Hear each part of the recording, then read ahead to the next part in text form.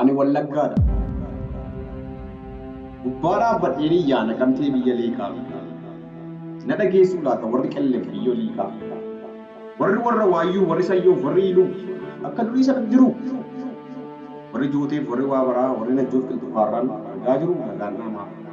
Warri daalleef, warri kaabbaa akka jirruuf tibbee gubbaan. Biyya bisheefaa biyyi qootiin samii gubbaa biiruu adii duwwaa.